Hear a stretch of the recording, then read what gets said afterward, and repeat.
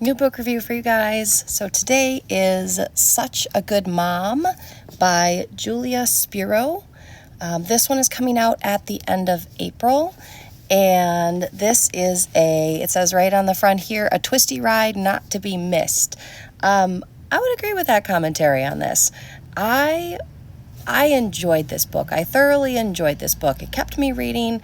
I won't say it was the most groundbreaking thriller I've ever read, but I really did enjoy it. It was a very fun ride, and trying to figure out the whodunit part of things definitely. I mean, I had a suspicion and I was kind of sort of right, but I wasn't 100% right. So our main character in this book, Bryn, she's a new mom. Baby's just a couple months old. They live on Martha's Vineyard, which is apparently an island, which I didn't know. I mean, I've heard of Martha's Vineyard in terms of, the super elite people from New York City and Washington, D.C. go there on vacation. And I've seen it in little TV shows and stuff, but I don't really know anything about Martha's Vineyard. But she and her husband and their baby live on Martha's Vineyard. He is a part of this construction family, so they have built a lot of the rich people houses on the island, and she is an author and stay-at-home mom. What was really interesting to me was the depiction of motherhood in this book. And I don't feel like it's something we see a lot in books. I mean, typically you think of motherhood as oh my gosh, you're exhausted, but you're so happy because you have a baby and they're so cute and yay, everything's wonderful, even though you're not sleeping and the baby's screaming and your boobs hurt and all of that stuff that goes along with it. But it's okay because you have a baby and I really don't know why my do not disturb function doesn't work. I just had a call come in and I'm on do not disturb. I don't get it. Anyway, so Bryn is not having that same reaction to motherhood. I think it's pretty evident that she's struggling with some postpartum depression. She's not feeling a connection to her baby. She feels like she's doing everything wrong, like she's an awful mom. The baby hates her. She can't do anything right. So it's really an interesting depiction of motherhood in that sense. It's not roses and happy days. It is pain and struggle and exhaustion and a husband who is kind of doing the, tell me what to do and I'll do it thing as her brain is exhausted and she can't think and he should just be figuring this stuff out for himself. Anyway, that's another soapbox. So in the midst of this, as the baby's a newborn, her husband is arrested for the murder of a young woman on the island who worked as a waitress at their country club. He says, I didn't do it. This is all a setup. I don't understand what's going on.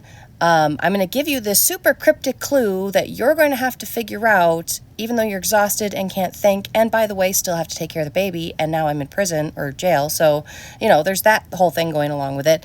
So she really is trying to figure out what happens, and everything points to the fact that her husband did it.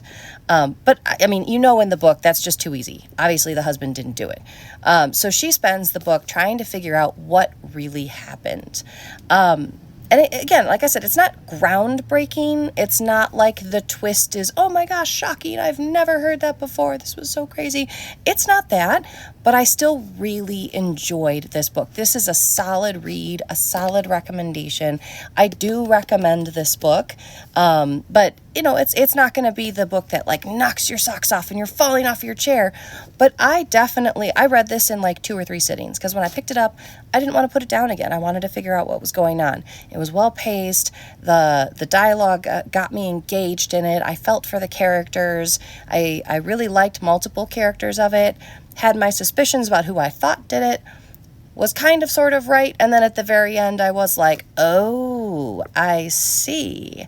And then things with the book just kind of made sense. So I appreciated the author's subtle play on words, let's say.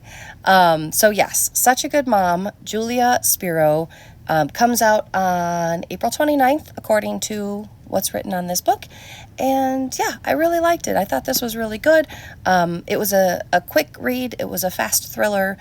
So it was definitely, I mean, it's definitely good to be on the list. This would be, like, for me, I think this would be a good vacation read. Like, I would pick this up and I would take this with me. I could read it on the plane, or it'd be a beach read, or, you know, just something that isn't going to tax me too much. I'm not going to be too emotionally destroyed after reading it, but going to enjoy it and have a good time with it. And clearly, recommend it to other people. So there, Such a Good Mom by Julia Spiro. Good solid read, good solid thriller. I enjoyed it and appreciated the different take on motherhood, because obviously motherhood doesn't treat everybody the same. So it was nice to see something a little bit different and a little bit less cookie cutter, if that makes sense, when it comes to how she is interacting with the baby. So yeah, there we go. Such a Good Mom. Hopefully I'll have another one soon. I got a couple that I'm working on, and I just got a couple more in the mail, which I'm really excited about, and we'll go from there. Have a good day.